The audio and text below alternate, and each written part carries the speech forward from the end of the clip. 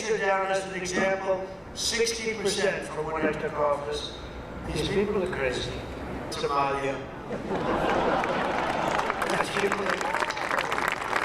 These people come from Somalia. They have nothing. They come. Somalia is considered the worst country. It's not even a country. Like the worst country in the world. The worst. They come over here, and they steal $19 billion. That's the message. Farms were saved. Farmers are doing better. Everything's under control. But here's what they won't tell you. Right now, the cost to run a farm is going up, not down. And when that happens, it doesn't stop at the farm. It hits food prices, it hits supply chains, and eventually it hits your grocery bill, your wallet. This is Partisan Pulse, where we break down what's being said and what it actually means for you. Greater spirit than the American farmer. We love the American farmer. I just gave you $12 billion. I don't know if you know that or not. You're making enough money, it doesn't matter to you, right? But we just provided $12 billion, right, bro? For the American farmer. You think Biden would have done that? No, he wouldn't have done that. We're delighted to be joined by Secretary of Health and Human Services, Robert F. Kennedy Jr. Robert. EPA administrator is doing such an incredible job. He's getting those costs down for you. Hold on a second. Robert F. Kennedy Jr. as Secretary of Health and Human Services? This isn't just a slip of the tongue. It's a glaring factual error that sets the tone for the entire speech. It speaks volumes about the attention to detail, or lack thereof, when you can't even correctly name your own cabinet members, let alone potential future ones. This kind of casual disregard for facts is exactly what erodes trust and makes you wonder what other facts are being misremembered or outright invented. Prices were going through the roof. So bad, it was so bad what they had done to our country. And by the way, so many other ways too, borders and everything else. But they crippled the American agriculture industry with brutal restrictions and failed to negotiate even a single new trade deal on your behalf. Not one trade deal was negotiated on your behalf during the Biden administration. And we happen to be the exact opposite. We have so many trade deals, we don't know what the hell to do with them. Here we go again. The classic blame game. The idea that Biden crippled an entire industry and negotiated not one trade deal is a convenient fiction. Trade deals are complex, often multilateral, and their impact isn't always immediate or universally positive. To collapse it into a binary us versus them narrative ignores the global economic forces at play and the real work that goes into international diplomacy. It's a talking point designed to rally a base, not to actually help the farmers sitting in that room, and certainly not to help you. People are just starting to see how important they are. It's amazing what's happened. The numbers they're reporting that it's much more money than I thought. I tell you, I call it the great big beautiful bill. Is a great big beautiful bill, and it's especially in terms of your tax refunds and your taxes, because it's the lowest tax we pay. It's the biggest tax reduction in the history of our country. The claim of much more money than I thought from tax cuts sounds less like a policy success and more like a happy accident, or perhaps an exaggeration. Tax cuts don't magically generate refunds. They reduce the amount of tax owed. While some farmers may have seen benefits, painting it as an unexpected windfall for everyone is misleading. It glosses over the nuanced economic impacts and who truly benefits most from such cuts, often disproportionately favoring larger corporations and the wealthy. They had a bad season. They lose their farm. We lost it many times. And you have actually many suicides over it. They would actually commit suicide because they couldn't stand the concept of losing their family farm.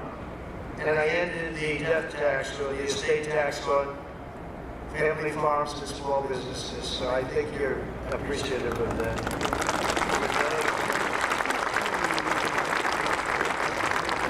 This is a masterclass in emotional manipulation, tying the estate tax, often called the death tax, to farmer suicides is incredibly potent, but it's also a gross oversimplification.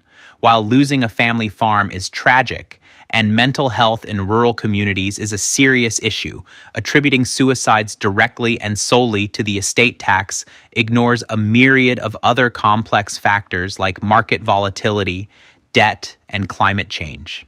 It's designed to create outrage, not offer a comprehensive solution. Every single Democrat in Congress voted against all of the provisions I just mentioned, including the estate tax.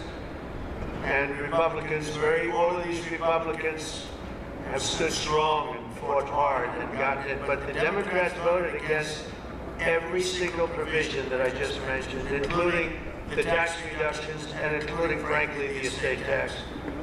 But we delivered. Republicans delivered for the farmers, and it was not easy because the opposition to farmers by Democrats is very strong. The sweeping claim that Democrats voted against every single provision is a divisive generalization. Legislation as complex as a farm bill rarely breaks down along purely partisan lines, and this one didn't either.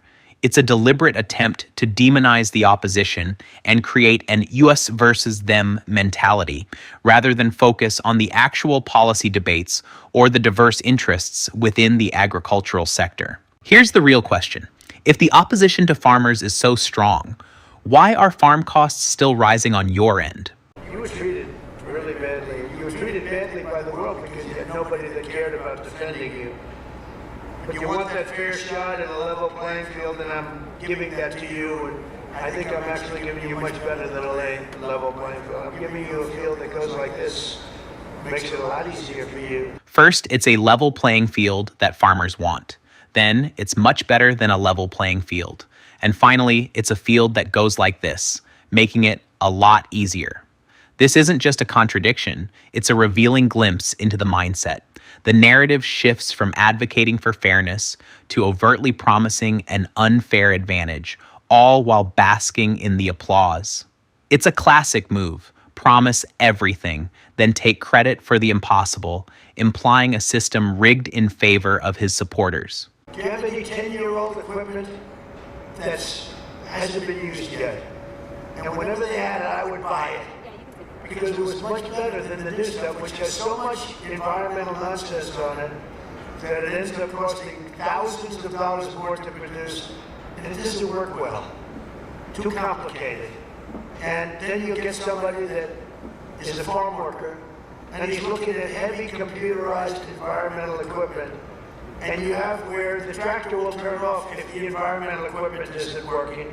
This segment is a masterclass in misdirection and fear-mongering about environmental regulations. The idea that modern tractors are designed to turn off if the environmental equipment isn't working is a gross exaggeration, if not outright fabrication. It plays into a narrative that environmental protections are a burden, costly and ineffective, rather than a necessary investment in sustainable agriculture and public health. It dismisses genuine concerns about climate change and pollution, framing them as inconvenient garbage that only complicates farmers' lives. About massive amounts of nonsense that are mandated to be put on your tractors, that all of your trucks, that cost you a fortune. And I know that they're going to do this, and I asked them, you got to promise me one thing. You're not going to take it in profits. You're going to lower the cost of a tractor. I want you to lower the cost, and if they don't lower the cost, you'll let me know, and I'll have to do a big number of those companies, okay? Here, we see the true colors of authoritarian impulses, demanding that private companies lower the cost of tractors and threatening to do a big number on them if they don't comply is not free market capitalism. It's economic coercion. This kind of strong-arm tactic might appeal in the moment, but it sets a dangerous precedent for government interference in private business. And here's the kicker. Those tractor prices? Still not lower, because threats aren't policy, and promises aren't guarantees, especially when you're the one paying the bill. Would you believe we have an argument over that? Men playing in women's sports. Did you ever see the weightlifting record? It stood for 19 years. Women, great women out there, they get up there. And then a man came along who happened to transition, and the record was broken by 119 pounds. And he was a bad weightlifter. And just like that, we pivot from farm policy to culture wars, the men playing in women's sports tangent, while a hot button issue for some has absolutely nothing to do with the economic realities or agricultural policies being discussed. This is a classic tactic to distract, to rally a specific segment of the base on a social issue, and to inject grievance politics into an unrelated policy discussion. It's a clear demonstration of how political rhetoric often prioritizes emotional appeals over substantive debate, shifting focus to what stirs the most outrage. You voted for me. I will never forget that. I'll never forget the friendship, the great friendship that we've had. And we've got a lot more to do, Rick, and we're going to do it. We're going to get it done very fast, very fast. Look at how it ends. No policy summary, no final plan for the economy. Just a naked appeal for your loyalty. When he says, "You voted for me," he's not talking about shared values. He's talking about a transaction. He wants you to feel like you owe him your unwavering devotion, even when the facts we just looked at don't add up. This is how the MAGA narrative is built. It tries to replace your critical thinking with a personal bond. But remember, this is about his power, not your progress. This speech wasn't about farmers. It was a performance designed to sell you a narrative of grievance and blame. From the 60% egg lie to the death tax spin, every word was a tool to keep you energized and misinformed. But you saw the clips, you saw the data, and now you see exactly where the narrative falls apart under scrutiny. So, what do you think? Did you see a leader fighting for the country or a performer fighting for your vote? Tell us in the comments. Are you buying the spin or are you looking at the facts? Hit that like button if you're tired of the outrage tactics and subscribe to Partisan Pulse. We're here to make sure you stay informed, stay critical, and never let them gamble with your future. Stay sharp.